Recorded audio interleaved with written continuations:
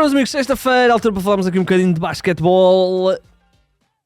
Fun fact, problemas de ser pai, no caso do Chico e eu, futuro pai, confundimos aqui as ecografias e, portanto, o Chico não pôde estar, mas estou eu. Vamos fazer uma coisinha muito ligeira, muito curta, tenho só aqui alguns assuntos para falar com vocês. Fazemos aqui uma coisinha mais curta, tivemos aqui uma trocazinha de calendários e o Chico não pôde estar, mas estamos a preparar para o vosso e o nosso também Natal, um episódio conjunto, eu, o Chico e o Ricardo. Se calhar fazemos até um episódio um bocadinho mais longo e dividimos em duas partes, depois logo se vê. Portanto, estamos a preparar um episódio diferente que vamos gravar na véspera da véspera de Natal. Hoje eu queria só falar aqui de duas ou três coisas. Primeiro quero falar da NBA Cup. Da NBA Cup no sentido de quem é que aproveitou mais a final. É verdade que os Knicks obviamente aproveitaram mais porque ganharam aos San Antonio Spurs. Falar um bocadinho desse jogo, impressionante o domínio de tabelas que os Knicks conseguiram ter contra uma equipa que tem Victor Wembanyama, que se calhar este é o ponto menos forte, eu não quero usar a palavra fraca, é o ponto menos forte de Victor Wembanyama no momento defensivo, é mesmo por vezes está fora de posição para os ressaltos, e como ainda tem uma estrutura física um bocadinho leve, acaba por ter alguns problemas com jogadores muito fortes fisicamente, como é o caso do Mitchell Robinson, que é um ressaltador ofensivo absolutamente estrondoso. Ele fez em 18 minutos 10 ressaltos ofensivos no quarto período, e ele não jogou o quarto período todo, ganhou 6 ressaltos ofensivos. Portanto, é um jogador que realmente nesse aspecto trouxe à tona algumas questões. Eu nem acho que seja um problema, é uma questão a trabalhar por parte do Victor Wembanyama, que ainda tem 20 e poucos anos, 21 anos, ou 21 acho eu, e portanto ainda tem muito que encorpar, mas nesta fase tem sido uma situação que por vezes algumas equipas conseguem explorar, que é o ressalto ofensivo, porque o Victor... e por isso é que ele depois termina com números de blocos absolutamente estrondosos, muitas vezes está um bocadinho fora de posição, e depois como não tem o físico que alguns destes postos, os Steven Adams e os Mark Williams e os Mitchell Robinson desta vida têm, por vezes acaba por dar alguns ressaltos ofensivos, mas atenção, isto não é um problema que o Victor Wembanyama tem, não, é uma questãozinha que se calhar ele poderá vir a trabalhar. Impressionante esse domínio dos ressaltos ofensivos por parte dos Knicks.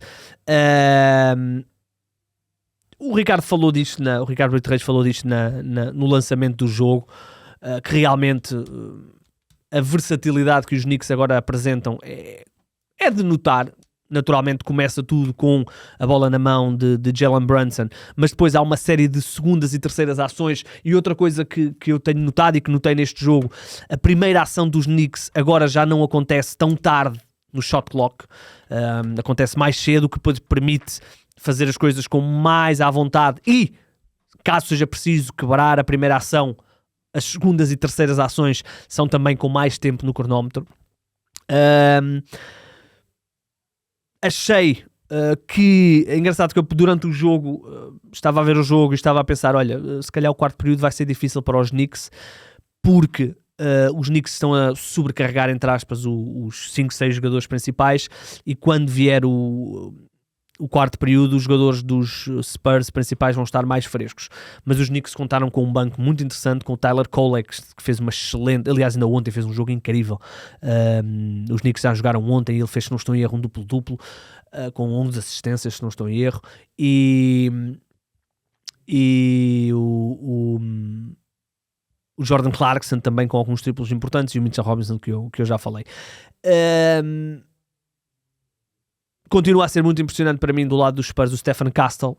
Eu sei que a questão de dar most improved a jogadores de segundo ano é um bocadinho... é sempre uma situação discutível, mas tem sido um dos jogadores que mais me tem impressionado. Mas uma boa vitória dos Knicks. Boa vitória dos Knicks. Eles agora anunciaram ou disseram que não vão pendurar bandeira Não sei se a NBA não devia intervir, porque os Lakers na altura não queriam pendurar a bandeira da NBA Cup, e a NBA pediu-lhes, no fundo, sugeriu-lhes que, para se tentar criar aqui um maior foco de interesse na NBA Cup, se eles poderiam. Os Lakers fizeram, os Bucks fizeram, os Knicks, que já não são campeões há 50 anos, se calhar também poderiam fazer, mas pronto, isso é um à parte. Eu acho que os Spurs, respondendo à pergunta que eu fiz no início de qual foi a equipa que mais aproveitou, os Knicks aproveitaram porque realmente carimbaram aquilo que nós imaginávamos no ano passado. Está carimbado, os Knicks são candidatos a vencer a Conferência Este, estão com 6 vitórias seguidas, se quisermos juntar aqui a final, 7 vitórias seguidas, estão-se a aproximar dos Pistons, que ontem perderam, e portanto não ficava chocado que os Knicks ainda conseguissem ultrapassar os Pistons e que conseguissem o primeiro lugar da Conferência Este. E tendo em conta o que está a acontecer com os Cavaliers a nível de lesões, acho que até são os favoritos neste momento a ganhar a Conferência Este. Desde que Mitchell Robinson saiu do 5 inicial para entrar o Josh Hart, ainda que o Mitchell Robinson jogue praticamente os mesmos minutos, mas dá aqui um maior balanço ao 5 inicial. A equipa tem estado muito bem. Acho que só perdeu 2 jogos desde que o Josh Hart entrou no 5 inicial. Josh Hart está a ter um ressurgimento na temporada. Ele começa o ano com um problema num dedo, entretanto as coisas já parecem mais estáveis. São uma equipa com uma boa variabilidade ofensiva, e o Karl Anthony Towns nem está a ter aqui um início de época muito avassalador. Acho que ainda pode fazer bem mais. O Giannunobi muito bem. Mikal Bridges também bem, muitas vezes até como o segundo iniciador. Miles McBride está lesionado, há de regressar, não tarda nada. Portanto, estou a gostar muito desta equipa dos Knicks. Defensivamente é um problema, ainda que nos últimos tempos tenha conseguido estar mais ou menos na metade superior das defesas. Acho que a saúde do Mitchell Robinson é muito importante. Muito, muito importante nesta fase. Vamos ver se ele estará saudável nos playoffs. Mas eu acho que foram os San Antonio Spurs que mais aproveitaram esta NBA Cup, mesmo tendo perdido a final. Neste momento, eu já estou muito tentado a colocar os San Antonio Spurs na segunda tier do Oeste. Portanto, olhando para as tiers, os Oklahoma City Thunder estão numa tier à parte. Ainda ontem ganharam mais uma vez, ganharam aos pobres dos pobres, entre aspas. Ganharam aos Clippers, e atenção, porque os Pelicans estão com 3 vitórias seguidas, já estão quase a ultrapassar os Clippers são quase últimos classificados, mas tudo a andar. Os Thunder estão num tier completamente à parte. Depois eu tinha 2 equipas no tier 2, Denver Nuggets, Houston Rockets, e depois no tier 3 eu tinha aqui um grupo maior de equipas, onde curiosamente estavam os Clippers. Mas eu tinha ali um grupo de equipas onde estavam os Timberwolves, onde estavam os Lakers e onde estavam os San Antonio Spurs. Neste momento já estou muito tentado a pôr os Spurs no tier acima. Victor Wembanyama continua a jogar minutos limitados. Este foi apenas o jogo da final da NBA Cup, foi apenas o segundo jogo dele. Entretanto fez mais um, acho que continua a sair do banco, não tenho a certeza, mas acho que sim. E portanto as coisas vão melhorar. E acho que está tudo a andar. Acho que os Spurs aproveitaram para mostrar que realmente estão,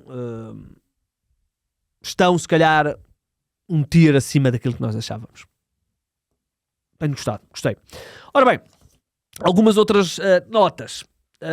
Vou guardar este assunto para o fim. Algumas outras notas. Está aqui uma criança a jogar ping-pong atrás. Algumas outras notas. Muita atenção ao que está a fazer Cooper Flag em Dallas. Dallas já está praticamente dentro do play-in. Estão com o mesmo número de vitórias que os Portland Trail Blazers. Anthony Davis voltou a ir ao banco no último jogo e tinha falhado o jogo anterior, portanto as coisas não estão a correr bem, mas muita atenção que está a fazer o Cooper Flag. Fez 40 e tal pontos, foi o jogador mais novo a fazer mais de 40 pontos, ainda agora fez um duplo-duplo também muito interessante no jogo de ontem à noite, que Dallas também ganhou. Portanto, muita atenção a Dallas. Eu acho que Dallas, especialmente se o Kyrie Irving ainda regressar, acho que vão ser uma equipa de play-in, e depois vai tudo depender da saúde. Se esta equipa estiver saudável no play-in, com Kyrie Irving, Anthony Davis, Cooper Flag, podem fazer qualquer coisa. No playoff acho que já não, porque não vão ter ataque suficiente, mas num one-off de play-in podem ser uma equipa que consiga entrar ali pelo oitavo lugar no Oeste. E eles não estão, como eu disse, estão empatados na coluna das vitórias com os Blazers. Estão a 2 vitórias dos Memphis Grizzlies e dos Golden State Warriors. Portanto, ainda muita coisa vai acontecer, mas realmente as lesões não. O Anthony Davis não joga o jogo de... será segunda? Acho que foi segunda-feira que eles jogaram. O Anthony Davis não jogou, e ontem, mesmo com estes dias de tudo de paragem, voltou a ter um problema físico, voltou a ter que ir ao banco. Bem, é constante, não é? O Anthony Davis, quando ele estava nos Lakers, isto estava sempre a acontecer. Muita atenção a isso. Grande jogo ontem do Luka, com um triplo-duplo de mais de 40 pontos, mas foi contra o Utah Jazz, portanto, muita atenção a isso. Os Lakers têm estado a ganhar alguns jogos fáceis, mas nos jogos difíceis estão a ter dificuldades. Temos que ter atenção. Em relação ao Oeste, o que é que eu tinha aqui mais uma nota nos meus apontamentos? Já sei porque é que estavam a dizer que este rato não era bom. Atenção, os Nuggets continuam com muitas lesões, mas estão a ganhar, já vão com 6 vitórias seguidas, estão já a começar a distanciar-se um bocadinho no segundo lugar. Acho que é natural, especialmente quando começar a regressar o Christian Brown e o Aaron Gordon. Sim, estamos aí já com o período, nós falámos, né, do período de trocas aberto, vamos ver o que é que vai acontecer. No Oeste, já falei da questão dos New York Knicks, que estão... já não estão muito longe de ir buscar os Detroit Pistons lá à frente. Os Pistons nos últimos 10 jogos ganharam 6, perderam 4. Os Knicks vão numa sequência de 9 vitórias nesses 10 jogos. Portanto estão aí a aproximar-se. O Oeste está aqui muito confuso, e os Cleveland Cavaliers neste momento estão com 2 derrotas seguidas no lugar play-in. E quando eu digo no lugar play-in, é no 8º lugar. Portanto, vamos ver o que é que vai aí acontecer. Não consigo imaginar que os Cavaliers não consigam estar no top 6, mas já começam a ter um atraso tão grande para o top 2 que o cenário de fase de playoffs deles já poderá ser depois muito, muito complicado. Uma equipa que eu queria falar, os Atlanta Hawks, tiveram o regresso do Trae Young, perderam contra os Charlotte Hornets, que vão aqui com 2 vitórias seguidas. Tiveram o regresso de LaMelo Ball também. O Con Knippel cada vez me impressiona mais. Eu por acaso tive o prazer de ver este jogo, porque queria ver como é que o Trae e o LaMelo Ball estavam. Quem me impressionou foi o Con Knippel. Que jogo! Obviamente o Jalen Johnson fez também um bom jogo, mas impressionou-me o Con Knippel. Ele vinha conotado como um atirador, mas ele é muito mais que um atirador, muito mais. Gosto muito quando ele recebe a bola, pode ser ali seja no canto, seja um bocadinho mais para a zona interior, recebe a bola, faz um pequeno pump fake. O defesa não é que caia no pump fake, mas hesita e ele vai logo para cima. Ui, caralho, até bati aqui no microfone. Ele vai para cima dele, consegue logo capitalizar o espaço que ganhou, e tenho gostado muito dele. Não vai ser rookie do ano, porque os números brutos do Cooper Flag vão ser realmente impressionantes, mas tenho gostado muito do Con Knippel. E basicamente foi isto. Não sei se ontem aconteceu assim. Eu ontem só vi o jogo dos Hawks contra os não sei se aconteceu assim uma coisa fora do comum, acho que não. Eu ontem só vi o jogo dos Hawks contra os Hornets, depois acabei por nem conseguir ver o jogo dos Lakers depois à noite, mas queria ver se não havia agora a hora do almoço. Mas acho que não aconteceu assim nada do outro mundo. Os Bucks voltaram a perder. Muito bem, vamos ter aí um belíssimo dia de Natal, e atenção, porque vai haver um jogo no dia de Natal bem cedo, portanto no dia 25 há um jogo. Cara, este rato é uma porcaria, meu.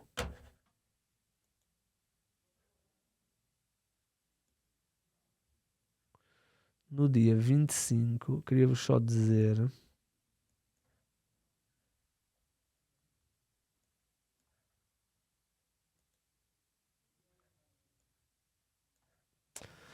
Qual é que era o jogo?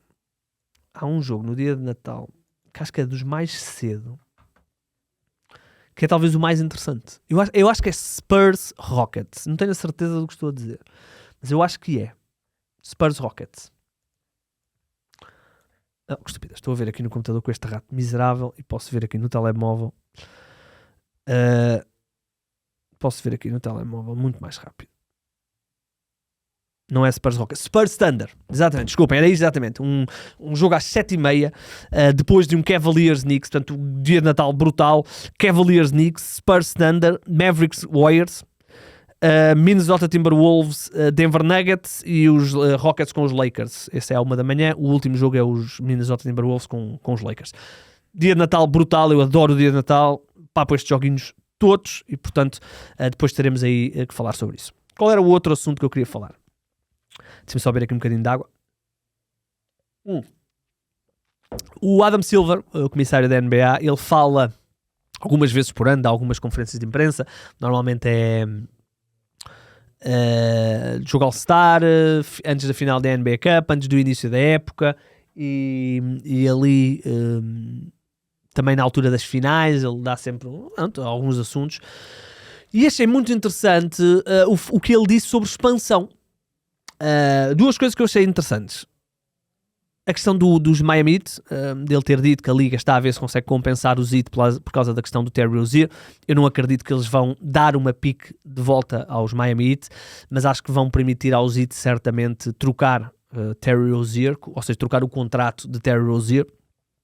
Isto tem sido uma polémica porque os Heat têm-se queixado de quando trocaram pelo Terry Rozier e deram uma pique de primeira ronda, e mais importante que a pique de primeira ronda que eles deram, essa pique congelou eles poderem trocar outras piques, por causa da regra de não poderem trocar duas piques de primeira ronda seguidas. Eles ficaram mais limitados porque realmente trocaram essa pique do Terry Rozier. Se eles conseguissem reaver essa pique, passavam a ter muito mais piques para poder trocar. Agora só têm as swaps.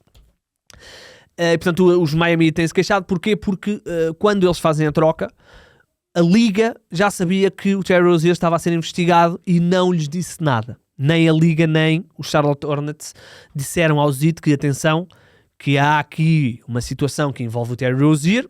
Para já ele não foi condenado por nada, mas tenham atenção, vocês estão a trocar por ele e há esta situação.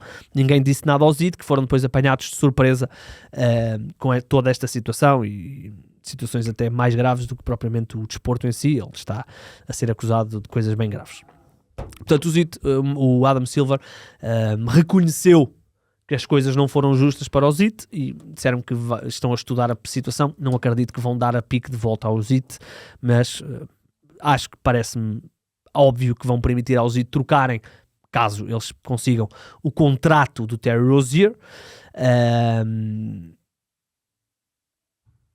E depois a equipa que o receber dispensam e está tudo bem, porque ele tem um contrato ainda alto, está no último ano de contrato, e os Heat, caso queiram atacar, vamos imaginar um Giannis, vão precisar certamente de usar o contrato do Terry Rozier para acertar as contas, e a NBA deve permitir isso, e se calhar vai-lhes dar uma pique de segunda ronda ou qualquer coisa assim do género. Vamos ver.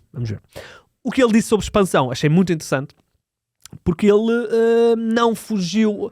Ele normalmente o que ele diz é: estamos a ver, vamos ver. Nesta conferência o que ele disse foi que realmente reconhece que os adeptos de Seattle e Las Vegas já estão a começar a ficar cansados da NBA estar sempre a dar a entender, mas depois a coisa nunca avança, e que já estão num processo de perceber o que é que vai ser preciso para avançar com essas equipas, e que em 2026, portanto já no próximo ano, vão ter dados concretos para poder chegar aos grupos de investidores e dizer: ok, é isto que vocês têm que pagar, é isto que vocês têm que gastar para fundar aqui uma equipa em Las Vegas e uma equipa em Seattle, e é isto que vocês têm que dar como bónus por entrada aos outros donos. E porquê? As receitas da Liga, vamos imaginar que as receitas da Liga são 20 bilhões de dólares. Esses 20 bilhões são divididos pelos donos e pelos jogadores. Não é? 50-50, ou mais coisa, menos coisa, mais ou menos, vamos imaginar. 50 vão para os donos, 50 vão para os jogadores, contratos e não sei o quê. Ora, se entrarem mais duas equipas, não é? Os lucros que vêm maioritariamente dos contratos televisivos não vão aumentar, porque o contrato está feito. Obviamente vão haver mais merchandising e não sei o quê, mas não vai ser um valor que ultrapasse o dinheiro das televisões. Ou seja, os 20 bilhões mantêm-se, se calhar em vez de ser 20 falamos de 22 bilhões, mas em vez de serem divididos por 30 donos, só já vão ser divididos por 32, o que significa que os 30 donos, né, os 30 anteriores donos, vão receber menos, porque vai dividir por mais 2. Portanto, esses mais 2, para entrarem na liga, para serem aceitos, têm que dar uma espécie de bónus de consolação, que andará sempre na casa dos 500, 600 milhões de dólares, aos outros donos. Mais montar toda a estrutura da equipa, treinadores, pavilhão, imagem, tudo, não é? Estamos a falar de algumas dezenas de milhares de milhões. Portanto, estamos a falar, basta ver por quanto é que foram vendidos os Celtics, os Lakers, os próprios Blazers. Portanto, ter uma equipa em Las Vegas, ter uma equipa em Seattle, vai render, são mercados grandes. E vamos ver. Portanto, esta parte é uma. Qual é que é a segunda parte, que eu acho que vai ser muito interessante, mais até do que propriamente a questão dos milhões, porque isso aí não altera nada na nossa vida, digamos assim. O que é que vai alterar? É que Las Vegas e Seattle vão ter que estar no Oeste. Não há hipótese. Não há hipótese nenhuma. Seattle até vai ser um dos mais Oestes. Ou seja, alguém vai ter que passar para o Oeste. Alguém do Oeste vai ter que passar para o Oeste. Este rato é realmente o pior rato da história dos ratos. Alguém vai ter que passar para o Oeste. E vai haver uma luta muito grande. Teoricamente, seriam os Pelicans. Estão ali mais na zona. Mas vão haver muitas equipas que vão querer passar para o Oeste. Não é?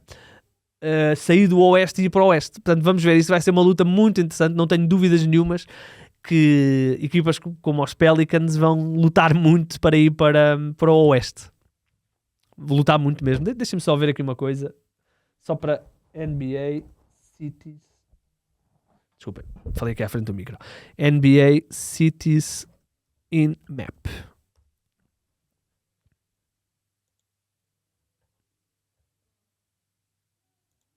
Este rato é o pior rato. Meu.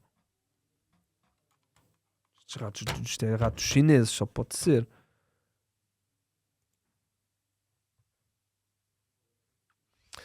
Deixa-me ver. Teoricamente, os Pelicans seriam os que estão aqui mais... Memphis e Pelicans.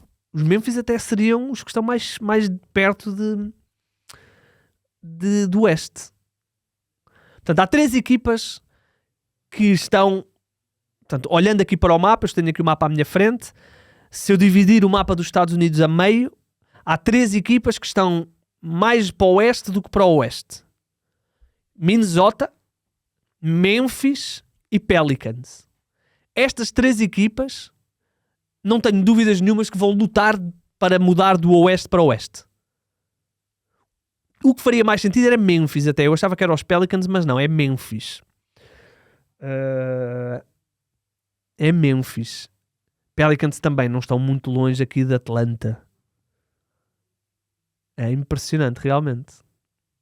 Realmente é impressionante como no Oeste as equipas estão muito mais espalhadas, no sentido em que são tão grandes, né? O Texas é grande, Los Angeles é grande, o Nevada é grande, a Califórnia é muito grande, e depois no Oeste elas estão muito concentradas ali. Washington, Filadélfia, Nova York, Boston, é tudo muito perto. O próprio Toronto é muito perto uns dos outros. Vai ser uma luta muito grande e isto vai ser muito interessante. E o Adam Silver, no fundo, deu aqui uma data, ou seja, em 2026 poderemos ter novidades. Eu volto a dizer que não acho que vai acontecer esta década, porque nós temos que pensar que temos sempre que dar 2 anos. A partir do momento em que eles digam, ok, Las Vegas e Seattle vão ter equipa, estão prontas, temos que dar sempre 2 anos, que é o tempo da NBA se reorganizar até para o draft. Porque depois eles têm que receber piques no draft, tem que haver o draft de expansão, né? Portanto, temos que dar sempre 2 anos. Estamos em 2020, já estamos, se pensarmos bem, já estamos a meio da época 25-26. Portanto, vamos imaginar, ok, ainda há aqui um cenário, se eles entrarem mesmo em 2030, 30-31. Pode ser. Poderá dar. Vamos ver o que é que vai acontecer. Muito interessante o que é que poderá aqui acontecer com as equipas que vão passar para o Oeste. Porque alguém tem que passar para o Oeste, porque tem que ficar 16-16, 32 equipas, 16 no Oeste, 16 no Oeste.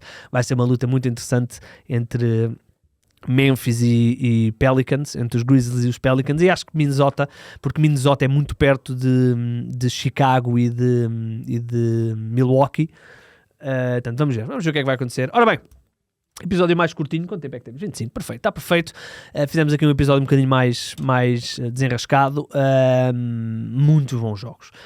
Houve um jogo antes da final da NBA Cup, na segunda-feira. O jogo entre os Denver Nuggets e os Houston Rockets, portanto as duas equipas que estão ali naquela segunda tier. Pá, que jogo do Jokic, que jogo do Şengün. O Şengün estava completamente esgotado no final desse jogo, porque estar ali ou seja, ter responsabilidades ofensivas e depois ainda ter que lidar com um senhor chamado Nikola Jokic, matou. Que jogo mesmo. Estou cada vez mais rendido, e já estava totalmente rendido ao Nikola Jokic. Não há muito a dizer. Impressionante o que está a acontecer aos Clippers, malta. Impressionante o que está a acontecer aos Clippers. Bem, malta, vamos embora. Fizemos um episódio mais curto. Peço desculpa por isso. Na terça-feira vamos ter um episódio especial. Vou estar eu, vai estar o Chico, vai estar o Ricardo. Vamos tentar fazer aqui uma coisa um bocadinho mais dedicada ao Natal. Se calhar uma coisinha maior. E depois conversaremos aí nessa altura. Hoje fizemos uma coisinha mais para pontuar, final da NBA Cup, as declarações de Adam Silver. Muito interessado para ver o que é que vai acontecer aqui com a expansão, e muito interessado também para ver o que vai acontecer com Terry Rozier. Entretanto, há novidades aqui da nova CBA da WNBA, que depois falaremos também na terça-feira. Tem surgido aí alguns rumores, acho que as duas partes ainda estão um bocadinho longe, mas talvez possa haver aí uma possibilidade de entendimento. Vamos ver. Vamos embora. Se conseguir afundar 3, mandem-nos o vídeo.